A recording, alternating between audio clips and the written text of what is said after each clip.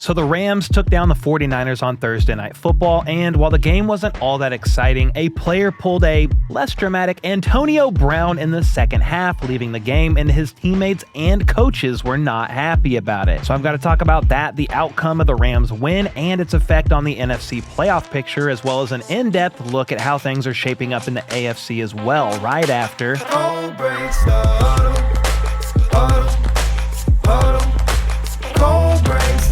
Alright, now that there are only 4 weeks left in the regular season, we're starting to get a pretty good idea of how the playoff bracket could end up looking, especially in the AFC. I quickly covered the current seeding of both conferences in a previous video, but I want to go even more in depth today and talk about which teams are in danger of losing their spot, which teams have an opportunity to make it, and some of the different scenarios that we could see play out as the regular season comes to a close. Let's start with the AFC. It's a lot more cut and dry, as I said a second ago, than the NFC, and I think there's a good chance that how the seeding is currently set right now is how it ends up come January. The reason the AFC is easier to predict is because there's 6 teams that are already mathematically eliminated from the playoffs, as opposed to the NFC where only the Giants have technically been eliminated. From the top down, you have the Chiefs, Bills, Steelers, Texans, Ravens, Chargers, and Broncos. That's who's in it right now, with the Colts, Dolphins, and Bengals on the outside looking in. Of those 3 teams, I would say the Colts have the best chance to make it in, and here's why. They're currently 6-7 and need to catch the 8-5 Broncos,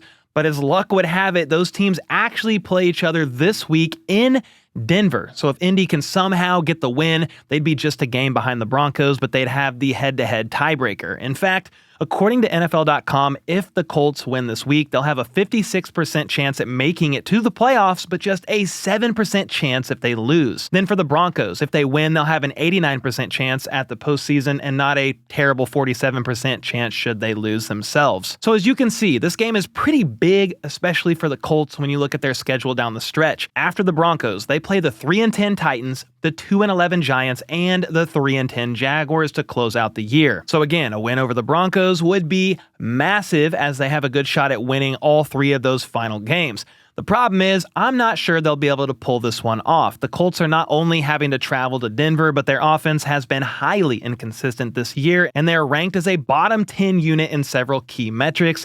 That's not good when you're going up against the Broncos' second-ranked scoring defense. It's also one of the best team in pressures and sacks. For that reason alone, I'm going with the Broncos to get the dub and move to 9-5, which would obviously put a big strain on the Colts being able to make the playoffs. Now, the 6-7 Dolphins could make the playoffs technically, but they would basically need to go 4-0 in their next 4 games and hope that one of these 3 teams collapse: the Chargers, Broncos, or the Ravens. Plus, they would still need to pass the Colts, who have a head-to-head tiebreaker over them. I will say, though, while their playoff push is unlikely, the Ravens and the Broncos have very tough schedules here to finish out the season, so anything is possible. Look at this. The Broncos, again, play the Colts, but after that, they go against the Chargers, Bengals, and the Chiefs. Meanwhile, the Ravens play the Giants, a gimme win, but then they have to face the Steelers, Texans, and Browns. Most of these games, both for Baltimore and Denver, are far from easy W's. It's also very possible that Baltimore, LA, and Denver do some shifting around between the 5, 6, and 7 seed by the end of the year, as they're all currently 8-5. The 5th seed is definitely the most desirable spot to be in, as that team would have to play the Texans in the first round,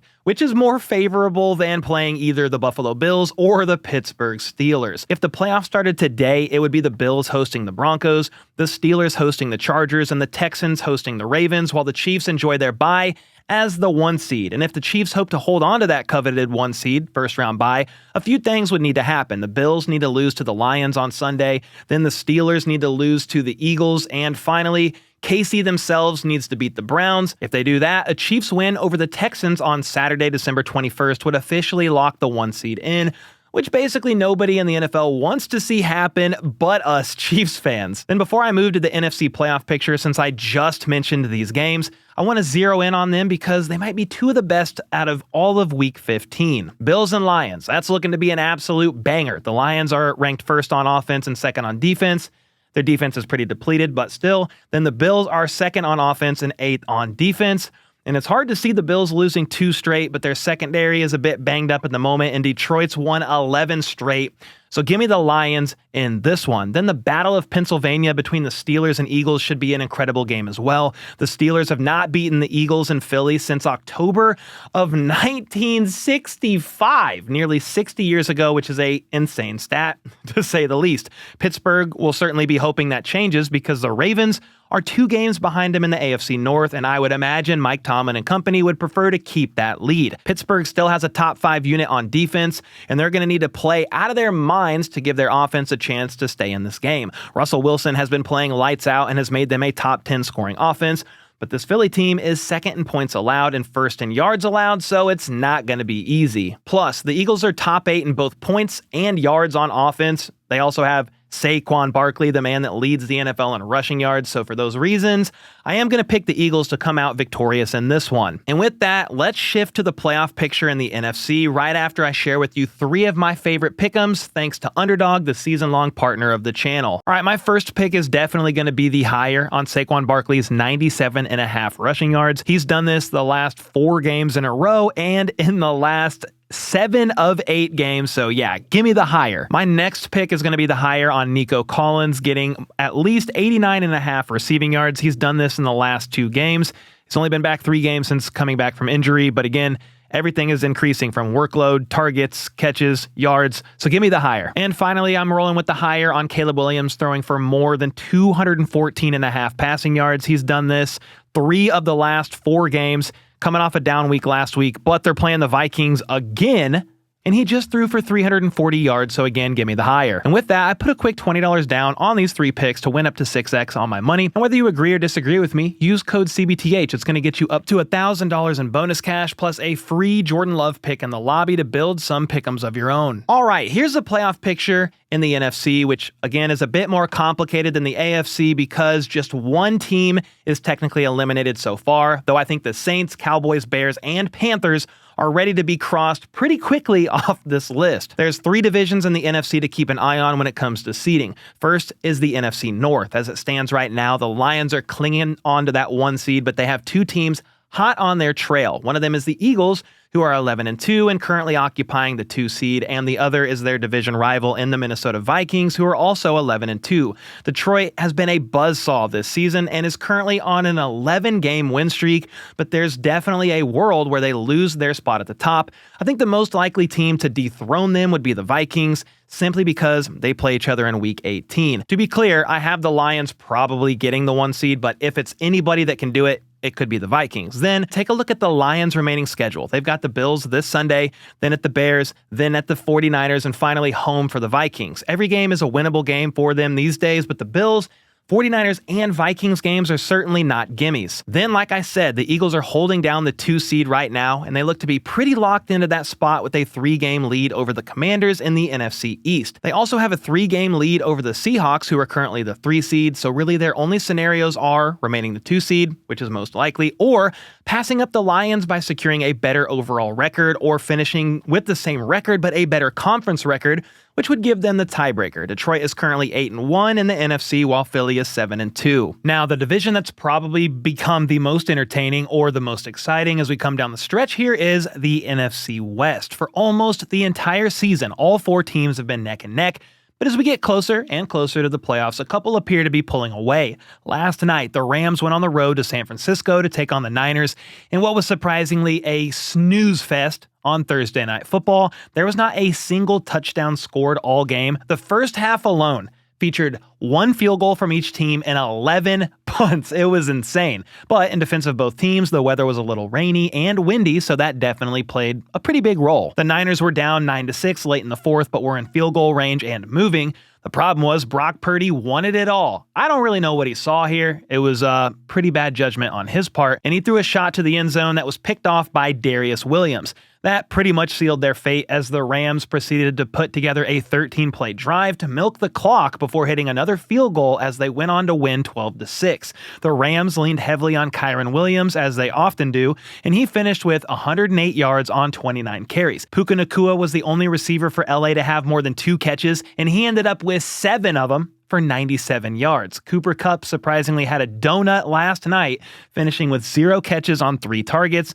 It wasn't the prettiest game overall, but the Rams deserved to win as they had over 100 more yards of offense, controlled the time of possession, and even though they didn't convert, they at least made it to the red zone 3 times. Meanwhile, the Niners never made it at all. And before I get to how this affects the playoff picture for the NFC, at least in their division, I have to talk about this bizarre situation during last night's game. 49ers linebacker De'Vondre Campbell left the game and went back to the locker room at the start of the fourth quarter because he apparently didn't want to play. Kyle Shanahan revealed after the game that Campbell was asked to go in during the third quarter following some injuries to their other linebackers. Well, he declined, probably said, "No thank you, sir." I don't know what he said, but then he walked to the locker room with a towel over his head, never to be seen again. Without knowing all the details here, it seems like Campbell could have been upset over his lack of playing time. I mean, that's most likely what he was upset over, is his lack of playing time. He actually started 12 games this year and played around 90% of San Francisco's defensive snaps heading into last night's game. Well, the problem was Dre Greenlaw was making his return and playing in his first game since he tore his Achilles in the Super Bowl. Because of that,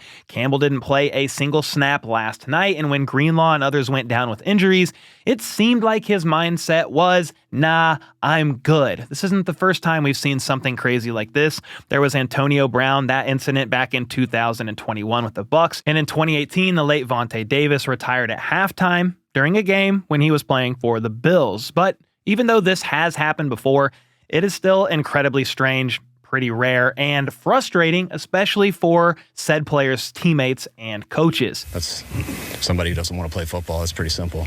I mean, I think our team and myself, we know how we feel about that, so I don't think we need to talk about him anymore. Shanahan definitely wasn't the only one annoyed by this. George Kittle himself said, quote, "It's one person making a selfish decision. I've never been around anybody that's ever done that, and I hope I'm never around anybody who does that again."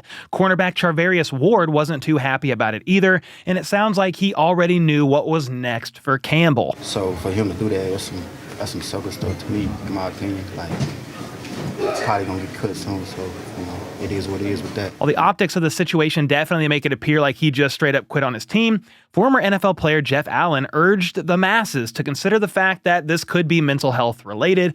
So hopefully, if that is the case, I mean, he gets the help that he needs. But if that wasn't the case and he was just upset over a lack of playing time, then good riddance, because you got players like Ricky Pearsall out there playing after he was shot just a few months ago. Charvarius Ward recently lost a child, and many others are out there playing injured as well. All in all, it appears the team did not like that at all either, because Ian Rappaport shared today that the team will ultimately be moving on from him, whether it's via a form of suspension or waiving him. Basically, either way, this man is out of there. I doubt another team takes an immediate chance on him either after all that. So I guess potentially this might be the very odd ending to a 9-year NFL career of De'Vondre Campbell. Now, all that drama aside, let's talk about how the results of this game affect the playoff picture moving forward. After the win, the Rams moved to 8-6 on the year and are now just a half game behind the Seahawks in the NFC West. By the way, the Rams started out the season 1-4, but since their bye week have gone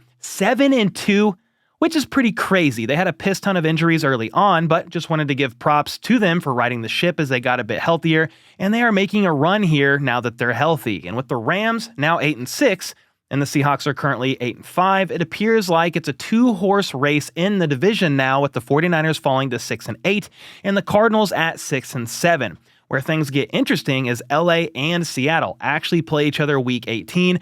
There's a good chance that game could determine the division winner. The Rams beat them back in week 9, so they have the head-to-head tiebreaker for now. So if they beat Seattle week 18, yet both of these teams have the same record, LA would get in over them. So that makes Seattle's game against Green Bay this week that much more important, because if they lose, then the Rams could be on top of the division as early as this Sunday night. Following their game against the Packers, Seattle hosts the Vikings, then play the Bears on the road before the final game against LA. The Rams, meanwhile, play at the Jets, then home against the Cardinals before week 18. And because of their schedule and the fact that Seattle has to play both the Packers and Vikings, I like the Rams to wind up winning the division after starting 1-4 on the year when it's all said and done. Now, another division that's become a little interesting is the NFC South, with the Bucs currently holding a 1-game lead over Atlanta as they fill out the final division winner slot in the bracket, at least for now. Their season looked to be in complete disarray after losing 4 straight games to drop to 4-6. In the meantime, the Falcons were rolling and appeared to be running away with the division at 6-3. But oh, how the turns have tabled. Tables have turned. Tampa has rattled off 3 straight wins, while Atlanta has imploded at the hands of Kirk Cousins, who can't stop throwing interceptions to save his life, and they've lost 4 in a row and are now sitting at 6-7. So yeah, I'm definitely rolling with Tampa to end up as the division winner, but they better be careful because if Atlanta somehow catches them, they do have the tiebreaker over them since they won both head-to-head matchups earlier this year. Now, the Vikings are the 5th seed right now with an 11-2 record, and they might legitimately finish with 14 wins and somehow still be a wild card team, which is wild to say the least.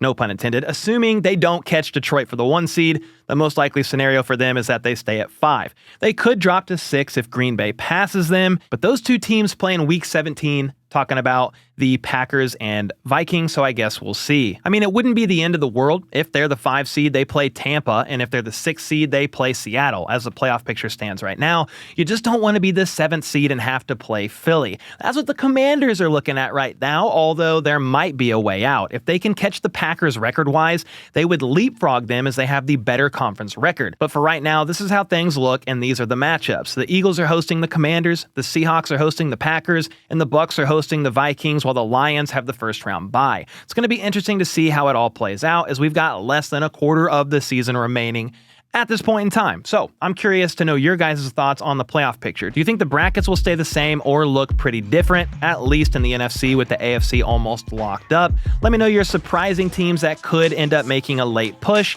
in the comments down below. And with that, I'll see y'all next time.